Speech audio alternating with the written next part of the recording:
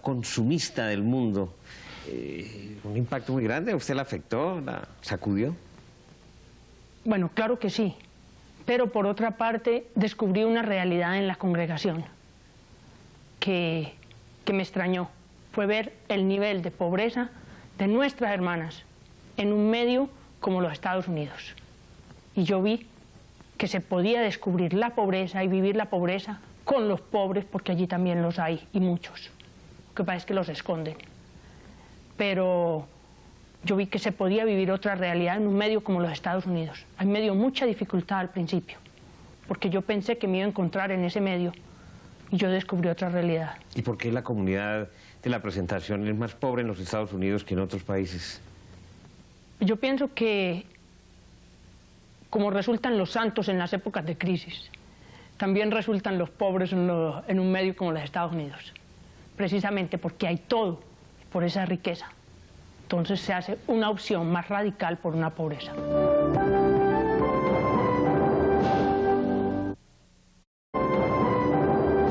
¿Cuál considera usted, hermana, que debe ser hoy el papel de un misionero, de una misionera como usted? Bueno, yo pienso que la época en que se recogían las almas para Dios, yo me los imaginaba casi que de costal al hombro. Ya eso no existe. Yo pienso que caminamos con la gente, recorremos el camino con ellos.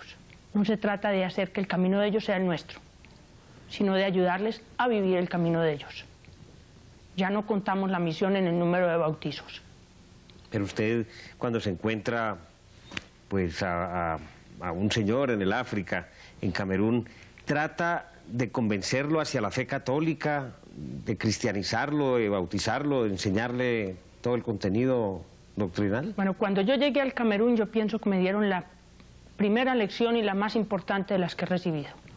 Uno de los leprosos, cuando me presentaron a ellos, pues yo pensé que me iba a preguntar si yo era enfermera, si hablaba la lengua, si tenía diplomas, muchas cosas. Y él lo único que preguntó le preguntó a la otra hermana que me estaba entregando el leprosorio, y ella sí será capaz de amarnos como tú nos amas. Y allí pensé yo que eso era lo que ellos esperaban de mí, y era lo único esencial. Y allí yo entendí que yo no estaba para los cristianos, ni para los bautizados, yo estaba allí para amarlos.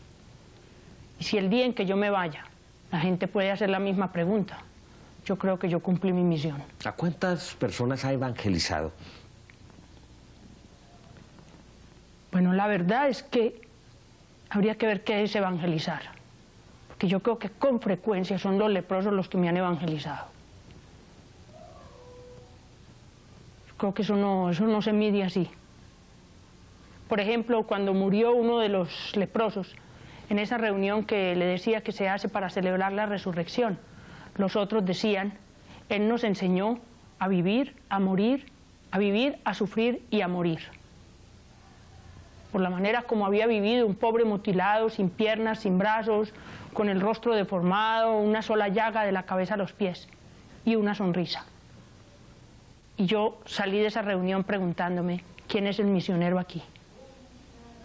Yo creo que a veces los misioneros son ellos. ¿Esa es la experiencia que más profundamente la ha impactado? Yo creo que sí. Pues todo el proceso de él, porque fue el mismo que me dijo al llegar que lo único que esperaba era el amor. Después él caminó hacia su bautizo, fue un bautizo hermoso, en medio de ese dolor, delante de una casita de esas porque no podía ni caminar. Y después, la víspera de morirse, me llama y me dice, hoy sí te hice venir para nada, no más que para decirte gracias. En el cielo, aunque yo esté muy bien en el cielo, siempre me voy a acordar de ti, porque me diste la puerta y ya no tengo frío. Yo pienso que son todas esas experiencias que cambian mi vida.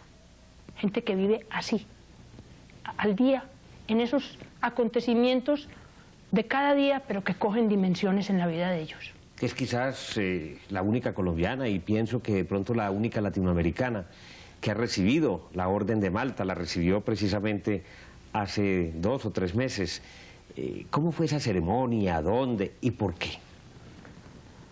Bueno, yo digo que en este mundo que se ha vuelto tan inhumano, han resuelto decorar al que hace algo por los demás. Y yo creo que eso fue lo que me pasó a mí. Ahí les pareció pues algo del otro mundo, que alguien de Colombia, venido del otro extremo del mundo, se ocupe de los leprosos.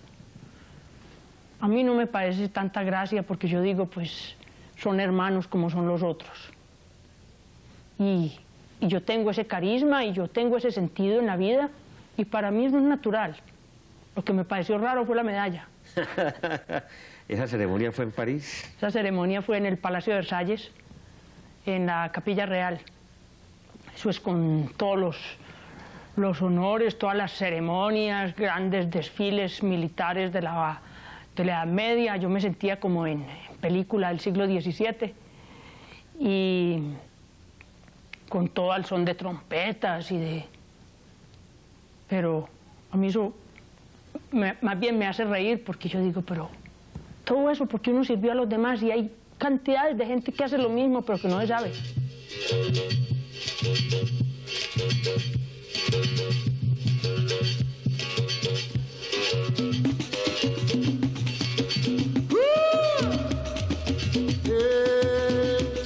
No som do malê, no malê de balé que eu vou me embalar. No som do malê, no malê de balé que eu vou me embalar.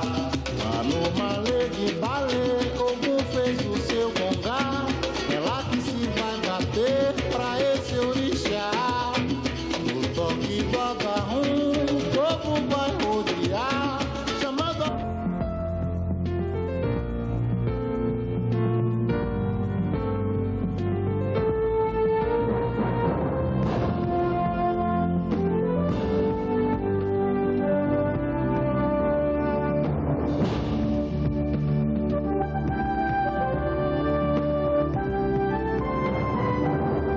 ¿Cómo fue esa llegada suya a un país tan lejano, tan desconocido de cierta manera para nosotros, como seguramente lo es Colombia para ellos? El primer susto al llegar al África fue cuando aterrizó el avión, porque para mí era el sueño de toda una vida. Y el África estaba dentro desde los 6 años. Y cuando el avión iba a aterrizar, se me vino la pregunta a la cabeza, ¿y si no es sino un sueño? Y yo, ¿cómo me sitúo frente a esto? Entonces, pues apenas el avión aterrizó, yo dije, aquí era. Yo no tuve un minuto de duda y yo vi que... ¿Se emocionó? Así. Y yo vi que yo había nacido para eso y yo ¿Besó dije, la tierra cuando aquí me quedo. aterrizó, no? Casi. Pero yo sí sentí inmediatamente que ahí era y que yo había vivido para eso. ¿Cómo es esa vida en un leprosorio, en el suyo? Es una vida común y corriente. Son grandes trabajadores, cosa que me impresionó muchísimo porque yo pensé que todo había que hacérselos. Esta gente a veces no tiene sino esta parte que les queda de la mano y acá se amarran el asadón o los instrumentos de trabajo y trabajan de sol a sol. O trabajan de rodillas, con unas especies de rodilleras que les hacemos para protegerlos un poquito, para poder arrancar la maleza del campo. Pero todos son grandes trabajadores. Entre ellos, los que están en el leprosorio, y en su caso en el Camerún, es un leprosorio de cerca de 150 leprosos. Tenemos casi 200 grandes, digamos, leprosos son más, pero mutilados tenemos unos 200. ¿Se establece una comunidad de afecto, de solidaridad o es tan triste la vida? Sí, yo digo, la vida no es triste allá. Y yo creo que es una de las cosas que más me han llamado la atención. Yo esperaba llegar a un medio donde tenía que darle alegría a una gente que no tenía. Yo creo que con frecuencia son ellos los que me la dan. Es una comunidad muy alegre y que uno sí se pregunta con frecuencia de dónde viene la alegría de los leprosos. Hermana Marta Inés, ¿qué relación, qué concepción mejor tiene en ese momento de la muerte después de estar trabajando en esas comunidades tan pobres, tan atrasadas, con tantos problemas, y en un leprosorio, que es lo que maneja actualmente en el Camerún desde hace ya 8 años? ¿A usted le ha cambiado la concepción de la muerte, su trabajo con los leprosos? Bueno, yo creo que lo que me ha cambiado es el sentido de la vida, porque yo veo que esta gente sabe vivir y ve la muerte como un paso hacia una vida mejor, pero saben vivir. Y eso me ha enseñado la importancia de la vida, más que la importancia de la muerte. La muerte como tal, desde el punto de vista conceptual y vivencial, en el Camerún es parecida al Darién chocuano. Bueno, yo creo que la realidad de una vida eterna, la gente la vive en relación a su medio. Por ejemplo, una encuesta que hice en el Camerún sobre qué es para usted la vida eterna. La vida eterna es un paraíso donde hay mucha agua, porque ellos no tienen, donde hay para comer todo lo que uno quiera, porque ellos también sufren de hambre, y donde nadie sufre de enfermedad, porque todos ellos sufren las consecuencias de la lepra. Eso es el cielo para ellos. Digamos, bajo una sola concepción religiosa o independientemente de la creencia. Independientemente, todos más o menos se encuentran en la misma realidad.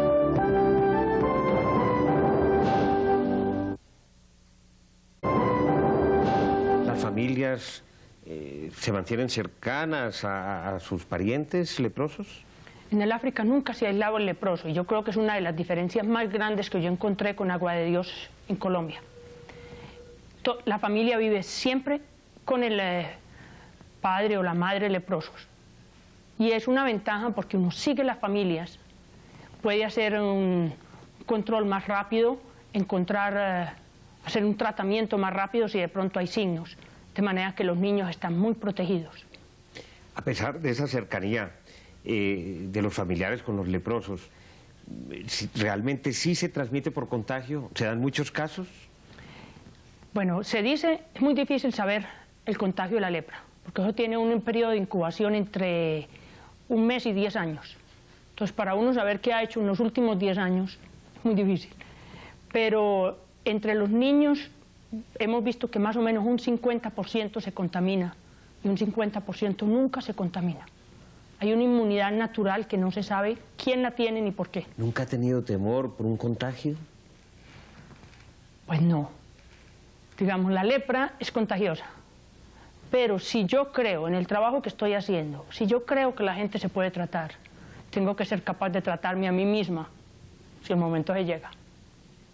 ¿Cómo evita usted la lepra, aparte de esa actitud positiva ante la vida? Bueno, la verdad es que yo no la puedo evitar. Yo vivo allí. Si algún día llega, pues llegó. Si no llega, pues todavía mejor. Uno ve la lepra de cierta manera, de una forma muy lejana, como que no tiene que ver con uno. ¿Cómo se manifiesta? ¿Cuál es su sintomatología? Bueno, la lepra por lo general aparece como una mancha, mucho más blanca que el resto de la piel. Uno con la costumbre de hacer el diagnóstico, inmediatamente uno la ve, uno la diferencia de cualquier otra mancha más clara. Pero está también la lepra nerviosa, que destruye primero las terminales nerviosas y después aparecen las manchas. Esa es la más grave porque es la más mutilante. Porque cuando uno empieza a tratar porque apareció la mancha, ya el sistema nervioso está dañado. ¿Después de un tratamiento la persona se puede recuperar? En este momento hay un tratamiento que varía entre 6 meses y 2 años. La curación es 100%, digamos, la persona está libre de bacilos, pero a veces las mutilaciones siguen, porque los daños ya están allí. Entonces es difícil decirle a una persona, estás curado, pero los dedos se te van a seguir cayendo. Entonces la palabra curación yo no la empleo. Para usted, ¿qué ha sido más doloroso, más crítico? ¿Tratar enfermos terminales de SIDA o personas que están afectadas por la lepra y que sufren mutilaciones? Es decir, el enfermo del SIDA, uno sabe hacia dónde va y por lo general cuando uno lo coge, ya el tiempo que va a durar la vida es muy limitado. En cambio, la lepra no mata. Es una gente que sufre toda su vida y que siguen con sus mutilaciones y cada vez más dependientes y cada vez mayores problemas. En ese sentido me parece que es peor. ¿Ese sufrimiento es más psicológico que físico? Ellos aceptan la realidad de la lepra, pero siempre y cuando estén en un medio como el leprosorio, donde bañan en ese ambiente y se sienten bien. Cuando salen de allí, sienten el rechazo. ¿Se da más entre los negros que entre los blancos? ¿Afecta por igual a todo tipo de personas? Es decir, yo